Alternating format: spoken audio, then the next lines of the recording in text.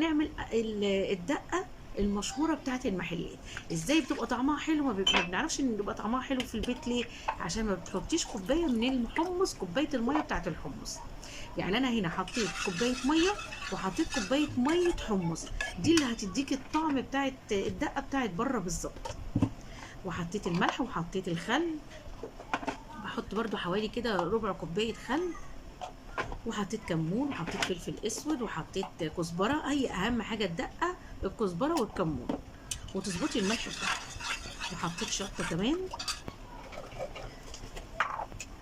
وهنحط كمان ليمونه بتديها برضو طعم جميل جدا. حطينا الشطه هنا اهو. بص بقى الدقه وجمالها عامله ازاي، تحفه اهو. وحطيت بقى هنا كمان ليمونه